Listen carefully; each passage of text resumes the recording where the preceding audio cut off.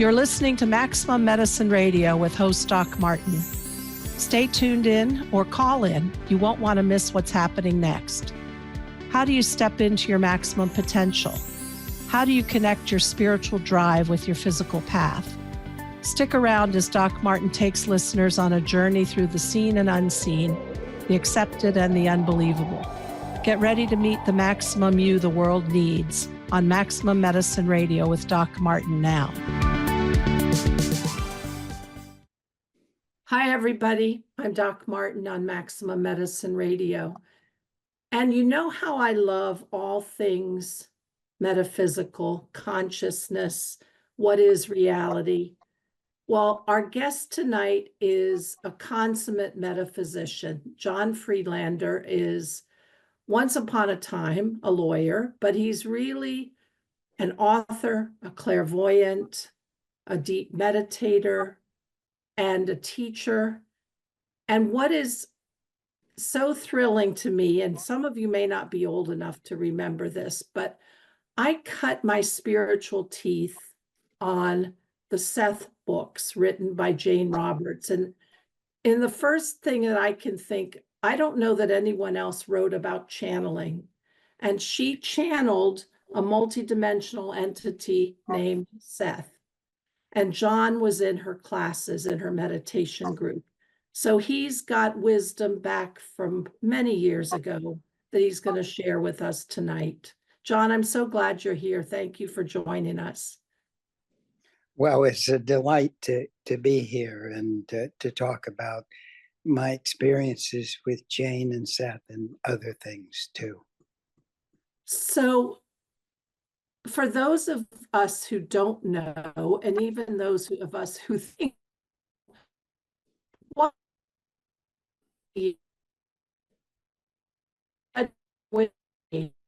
as I believe a clairvoyant, but probably didn't believe half of the stuff she channeled.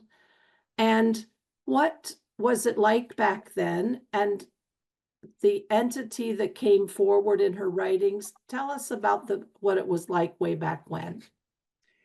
Well, to give you a little context, I was living in a yoga ashram in the early 70s and going to law school in Cambridge, Mass. You know, our lives were dedicated to consciousness. We read all the books, and I remember really being committed to an utterly unreadable and intentionally difficult writer named Alice Bailey. And she was what serious folks read. Well, when I came back from working the summer in Atlanta, I came into the ashram, and this guy who has since won some major award as a mathematician, but then he was just a doctoral student, said, "You have got to read these books that Will has." So I walked across the hall. I borrowed my friend's book. I started reading the Seth material, and everything else fell away. All the other stuff that I had been reading, it had some usefulness, but the worldview that Seth presented to us was so radical, and the excitement just, went through all sorts of communities, and Seth really became the major thought leader in the 70s, and I think his books are still more than relevant now. So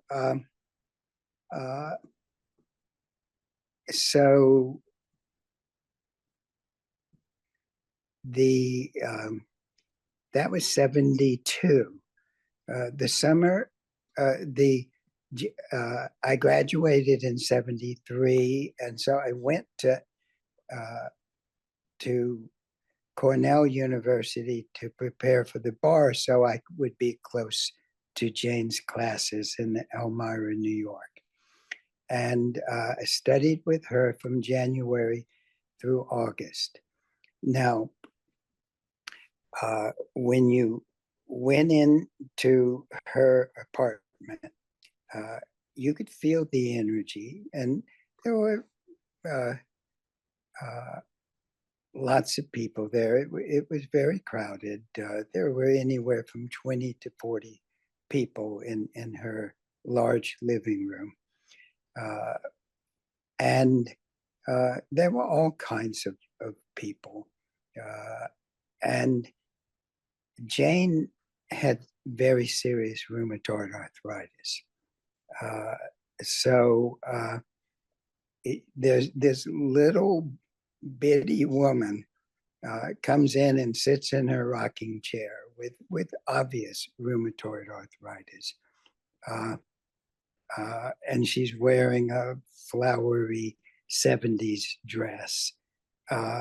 And we would start talking, and someone would say something, and in would pop Seth. I'm sure hardly anyone that's listening is old enough to remember the Groucho Marx show from the 50s, but it was quite an interesting show. And if someone said the magic word, this little bird would come down and give them $100. And it reminded me of that if you said the magic word, this big bird, Seth, would come in with this booming voice. And I have seen articulate, charismatic people. There were lots of them at the law school. There are lots there, but I've never met anyone else as charismatic and just purely brilliant. Not brilliant in a show-off way, but just completely there as Seth. And so Seth would expound on what that person had said. And now, am I accurate?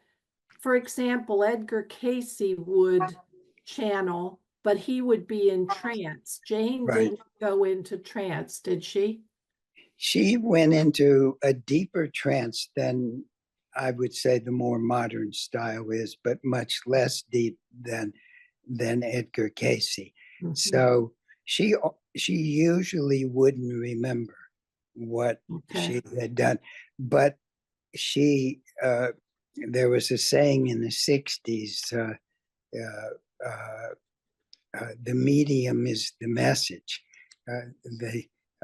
What's his name from Canada didn't mean a trance medium, but in this case, the medium, Jane, was the message, because part of the Seth project was to display a kind of vitality and indirectly illustrate the value of each person's life.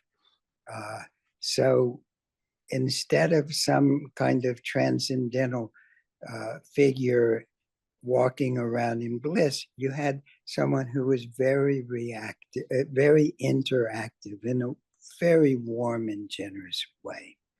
So Jane's eyes were open, so Seth was there,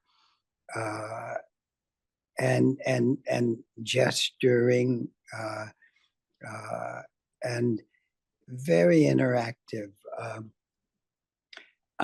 When Seth was in, I asked him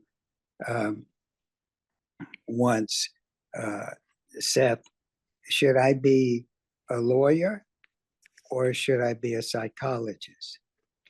And Seth boomed, if you knew me better, you would not ask. He said, I would never steal that decision from you. Now, understand how radical this was, because Alice Bailey and the yogis were all saying that you're supposed to find this great master and turn over your ego to them. Mhm. And Seth is saying it's better that you make a mistake than that I keep you from engaging your life from your individuality. Mhm. So with that, with those sessions and what your work since then over the past 50 years, how would you come to describe Seth in perhaps more modern terms that you probably didn't use back then? What is Seth? Yeah, I'm glad you asked that. So there are two ways in which I'd like to share uh, a changed understanding. Uh, the first is that everyone I knew into the Seth material who was really into it understood the concept you create your own reality according to your beliefs as an invitation to make yourself happy by having everything work out. And he never said this, but we sort of glossed it with the idea that only suckers ever made mistakes, that people who knew, they just worked on their beliefs and everything worked out great. Well, that's not at all what Seth was saying.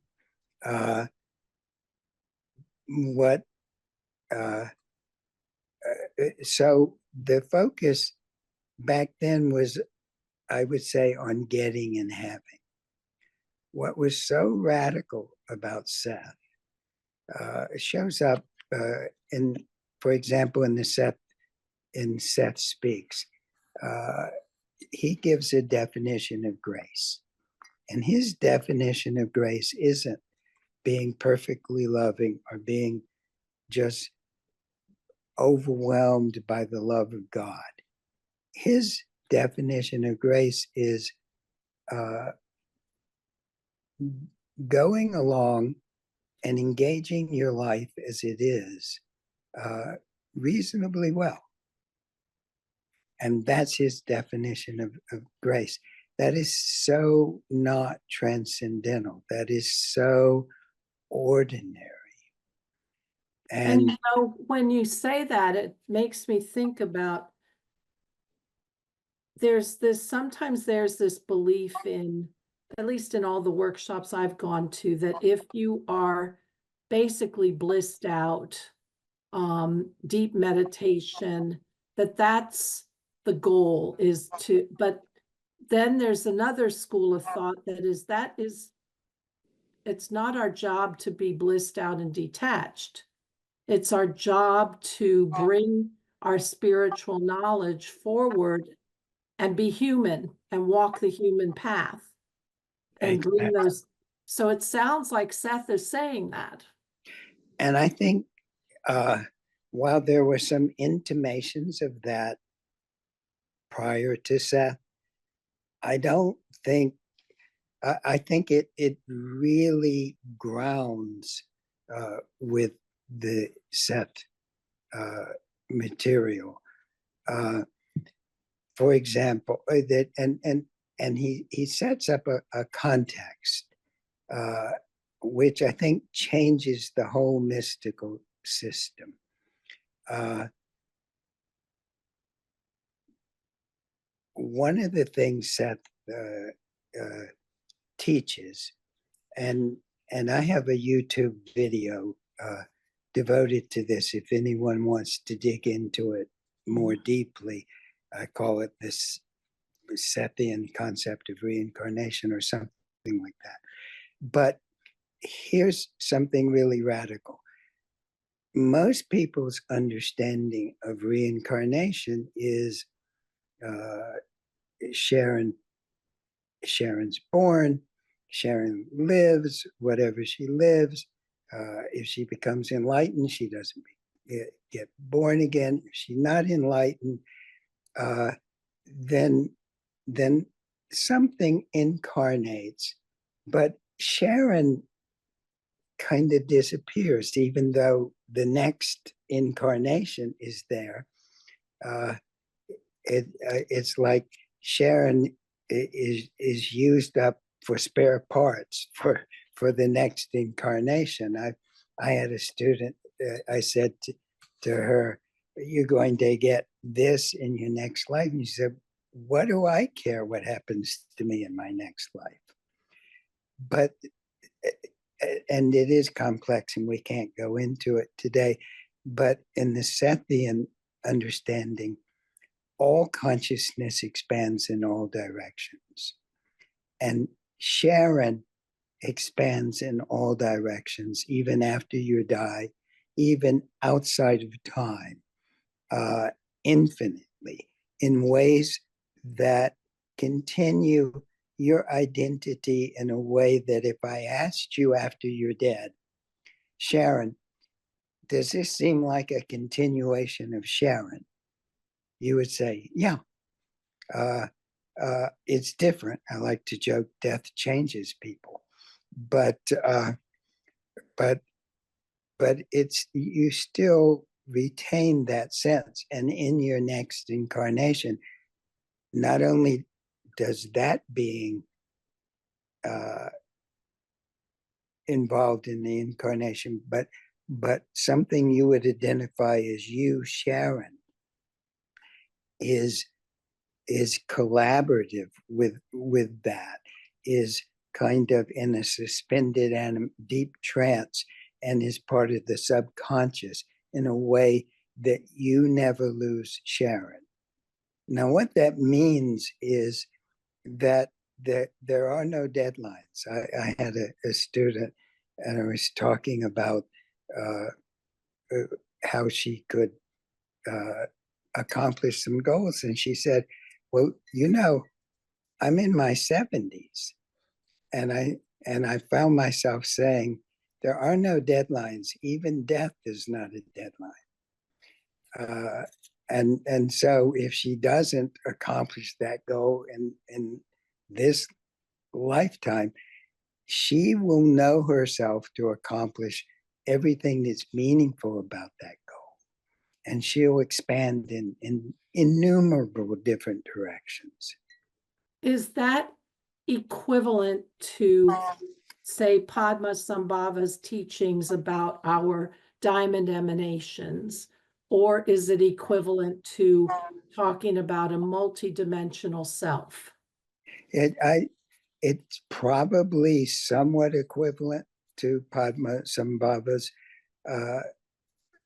but I had this experience where I saw my dear friend Will, who committed suicide.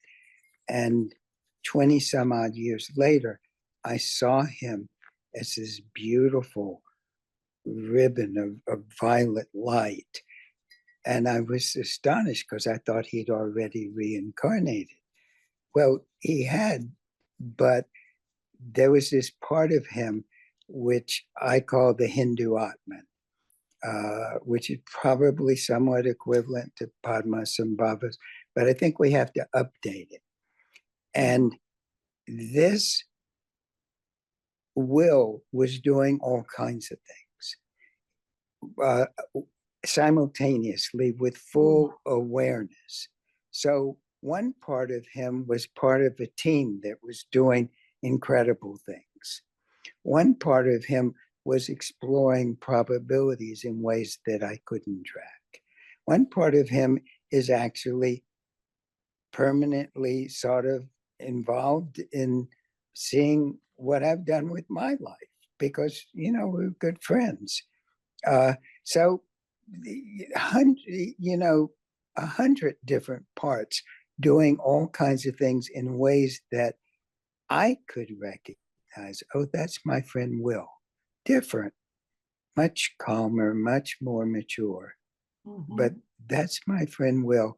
And yeah, uh, it's very different from the will, but he knows himself very differently and much more expansively, but in a way that's meaningful to will. I love that. So in the idea that we expand all directions infinitely, are we a vibratory pattern of frequencies? Or is each of us as an individual a different constellation of energetics? Yes, I wouldn't use the modifier, I forget the linguistic term, the article, we are so multidimensional, and just weavings in and out. You know, one of the interesting things, a lot of what we study, Gloria and I, and study, and what I teach in my seminars, I teach for a year, is what interdependent consciousness. So, for example, um, just like you couldn't digest your food without probiotics, you couldn't hold your body together without separate consciousnesses intentionally fusing themselves in at least one significant part of their awareness to be part of you. And so elementals, devas, other kinds of beings. One of the most fascinating things that we're studying is all the sort of proliferation of genders and sexual orientations. Those are set up by different people having different kinds of elementals or devas governing those systems. And I'm really very excited about that. Gloria's teaching some very interesting women's groups where we explore these interdependent consciousness. Now, I just want to expand a little. Please correct me if I'm wrong. Gloria Hemsher is who has worked and taught and written with you for a long time, and she has courses in the sacred. Tell me about sacred ovarian grounding for women. Can you expand a little? Yes. So there's a very distinct energy that women have, several that women have, and one particularly powerful and exciting set of energies are the female reproductive system, especially in the hips. So you're now around your ovaries. There are around each ovary, you know, whether you've had surgery or not, you still have these in the etheric. Around each ovary, there are approximately 200 living beings that are part of your capacity to support life and do other things. You have a capacity to I'm going to try to be quick, and consequently I can't be as specific as I'd like, but you have the capacity to create space for yourself and other people in a very personal and intimate way, but with good boundaries. By virtue of being female and hence procreation. And having those 400, 200 on each ovary elementals, which are their own consciousness, and they create space. And when you start to explore it, that's so cool. Now, last Yeah, night, and it's kind of mind-blowing because yeah, we like to think of matter, and here you are talking about that which exists between, if you're talking about space. yes. Yeah, so my head's already blown. It Oh, is. Yeah. yeah, Well, yeah. you're welcome to go on our website and explore, come to some of those classes. Uh-huh. Here's a good place, John, to take a quick break. I want to hear more about all these other beings, but I also want to hear when we come back about how Seth would teach us how to basically chart out our own destiny through Okay. our beliefs. So we'll take a short break. Okay, great.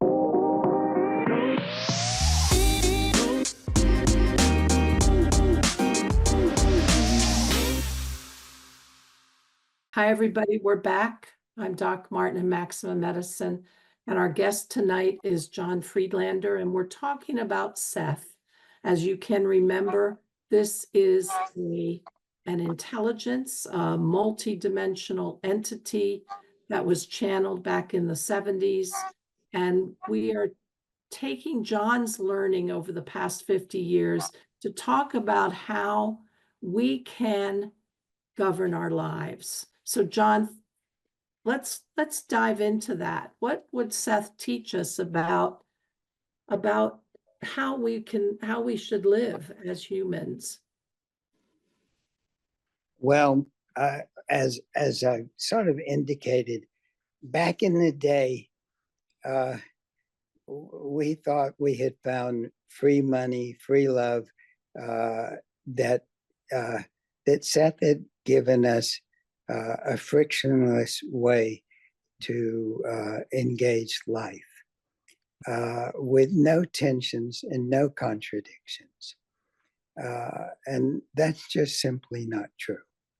Now, fundamental to Seth's teachings through Jane is the concept you create your own reality according to your conscious beliefs. Now, uh, that seemed so radical, notwithstanding things that were somewhat like it. But Seth bolstered it with two concepts that how Jane ever got this. Uh, uh, Jane and just Jane was a poet and was very bright, and but she got this all on her own. She had no teachers, no system. Now I think she would have been better off if at times she had dived into some systems, but it was just raw uh, genius, and I'm not just talking about intellectual genius. I'm talking about an articulate and and a very generous person, um, emotionally generous person. So it was bolstered, this centering that you create your own reality according to your conscious beliefs was bolstered by two uh, mind-boggling concepts, which were simultaneous time and probabilities. And in doing that, Seth was able to deconstruct the older concept of karma as being a kind of mechanical process of exhaustion. So before Seth, you'd have people say, "Well, I've just got this karma, and I just have to live through it." And once you explore Seth's concepts of simultaneous time, where you can go back in time, at least in the dream state, and emotionally and psychologically and transform things so that karma is no longer as rigid as it seemed. Now, you can take this too far. Seth didn't really say there's no such thing as karma. He just said that it's really malleable, and there are strong tendencies, and sometimes you you may just get overwhelmed by your karma, but you never have to think, this is my karma and I'm just going to have to live with it. So you're not a prisoner of it. No, you're not. It can set a time, but so Seth really liberated you to explore from your personality and from yourself. Yes, of course, you arise in a context. You kind of wake up at 2 or 3 years old, as Heidegger pointed out, and you're already quite formed. But Seth pointed out that even as a baby, you have far more interaction and far more ability to alter outcomes than you think. So he was very radical on this, that you can make your life according to your conscious beliefs. And I like to say that moment by moment, the entire universe pivots to provide the most options that it can provide, given who you are and what your beliefs are at that moment. Well, I want to dumb it down just a little bit and bring it to my day-to-day world as a physician. And I'll take the counter to that is, if a person does not believe they will get well, they absolutely will not. Doesn't matter how much medicine I throw at them, they will not.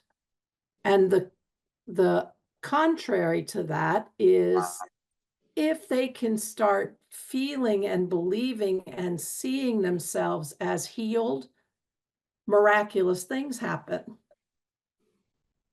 And so that's sort of the in the trenches. So how would Seth talk about the day-to-day things of people trying to heal themselves from a health challenge?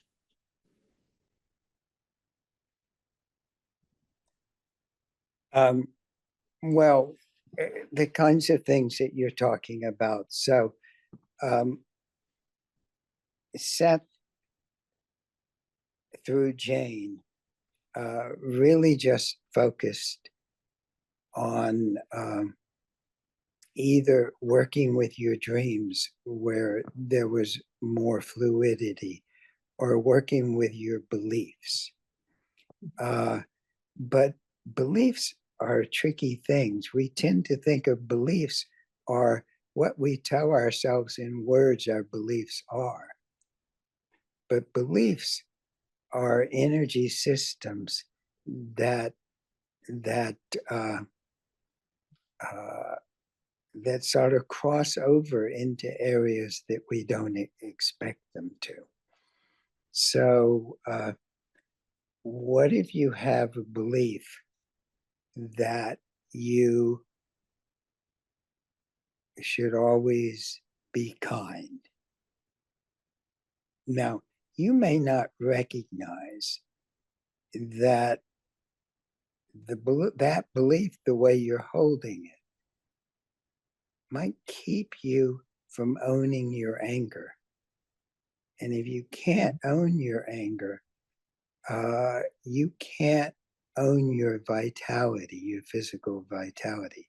So I tell people, can discipline your behavior, not your emotions.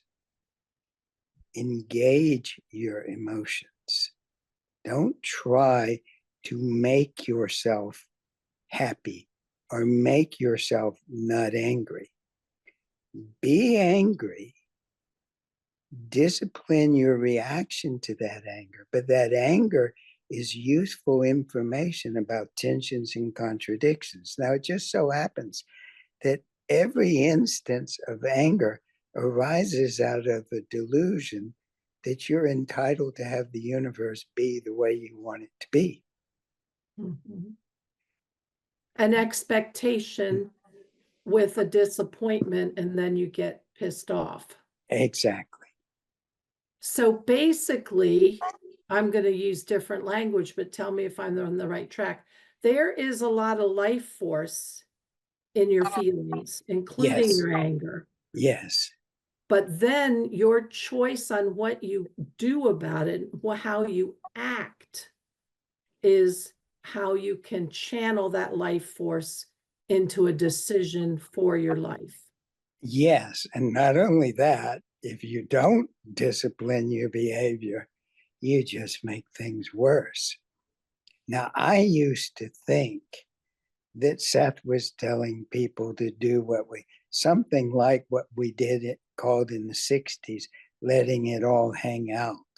That was a horrifically stupid way of engaging your emotions. Be angry if you're angry, but that doesn't mean you get to dump it over someone. If you can't engage them when you're that angry, tell them, I can't deal with you skillfully right now. I'm going to have to go off and work on myself, and we'll come back. But you can be angry and control your behavior most of the time. Sometimes you can't, and then you just have to take a break until you can. So that's step number one. But just controlling your behavior is not enough, because you can control your behavior, and a lot of mystics do this, and they say that they no longer ever get angry. Now, the Dalai Lama doesn't say that, but there is he said he knows he's getting angry if his voice goes up in pitch when he is dealing with his people who help him. So I think that's a much more skillful way. So control your behavior and then engage the emotion.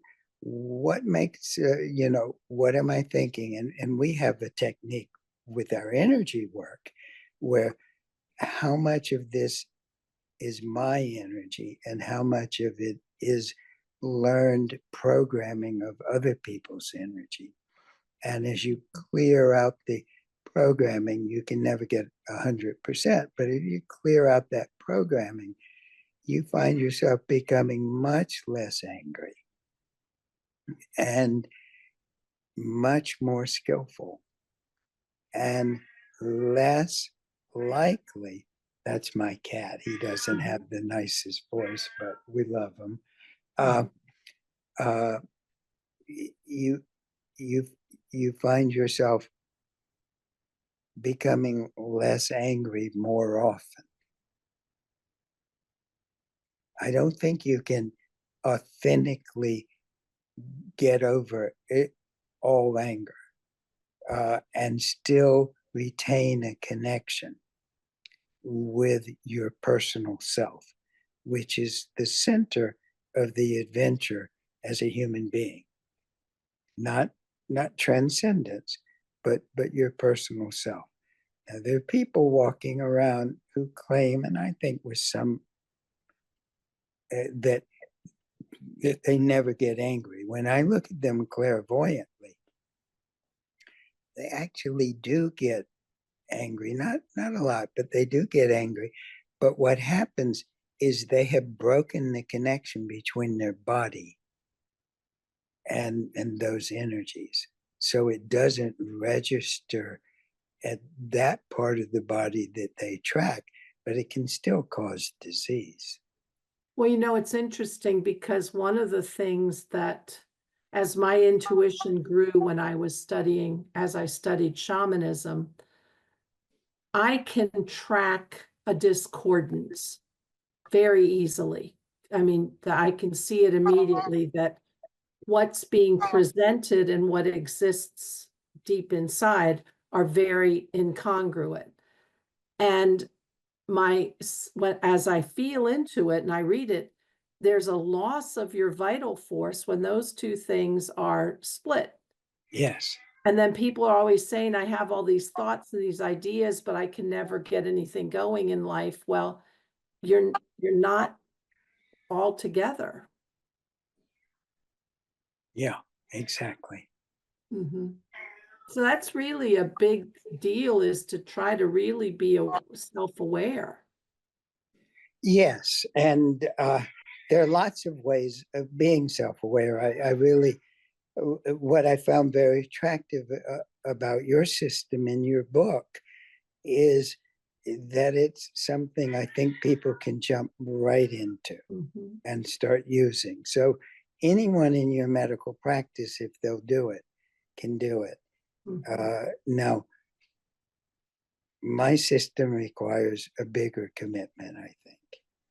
Uh, but when you do, you can literally see and feel those discordances, as you say. Mhm. Uh, and it's very rich and satisfying.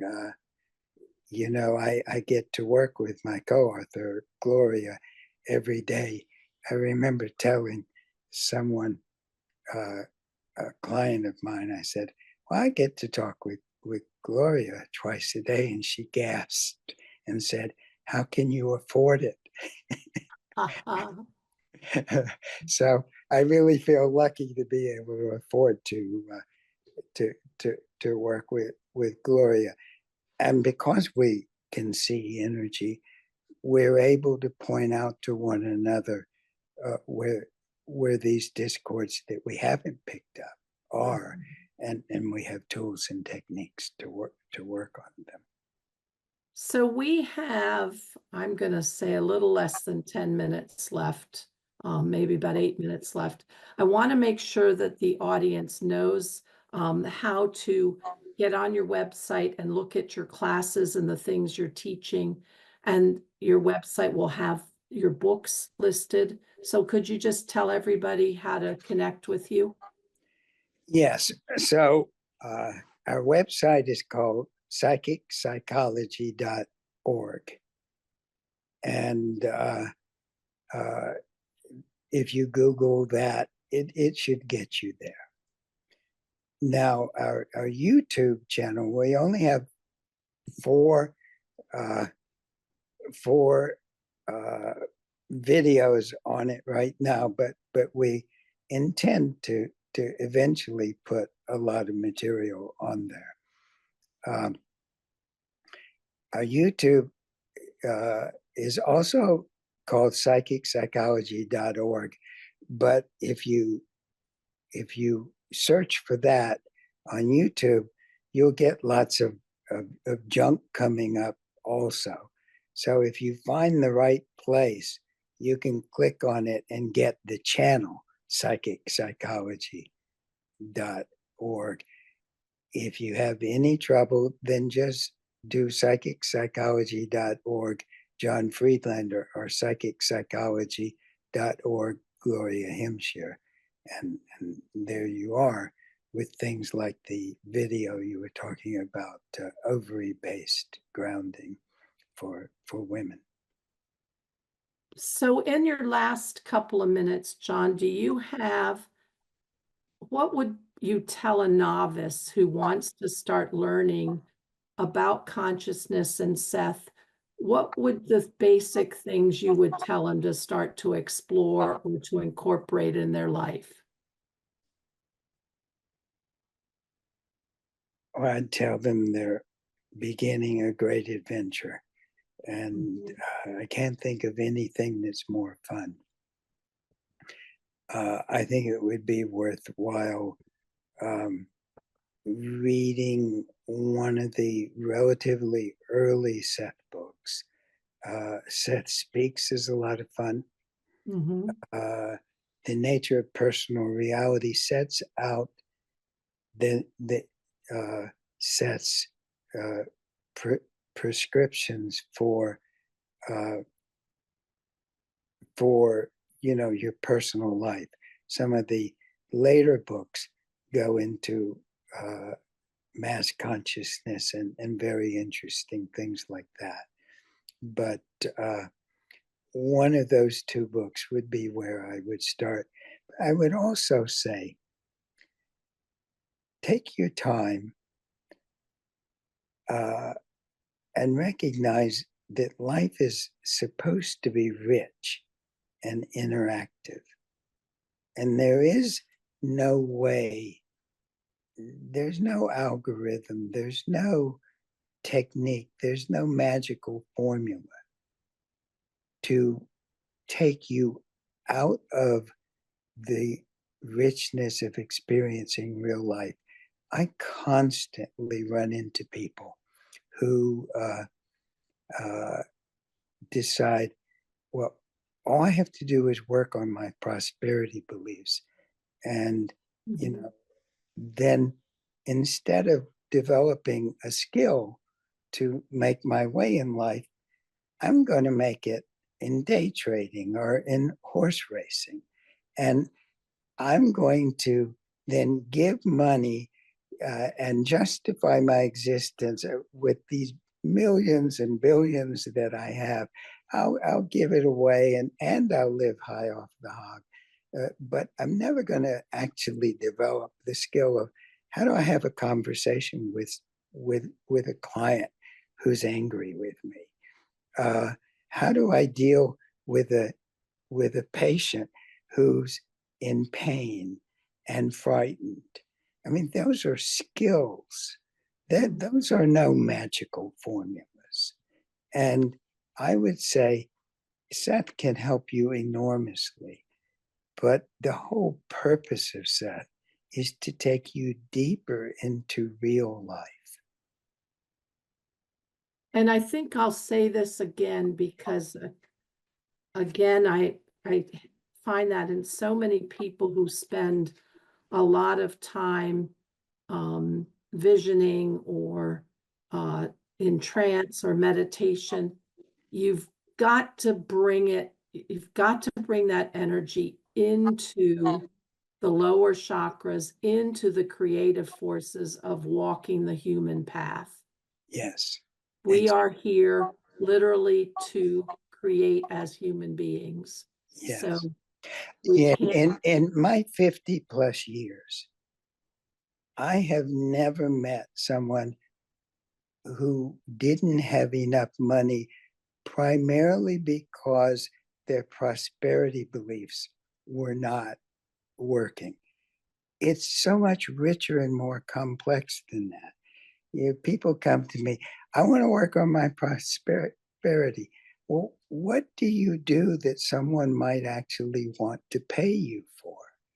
And how do you, so forget, I mean, it may have some impact, but I've seen it ruin more lives than improve lives by people trying to improve their prosperity.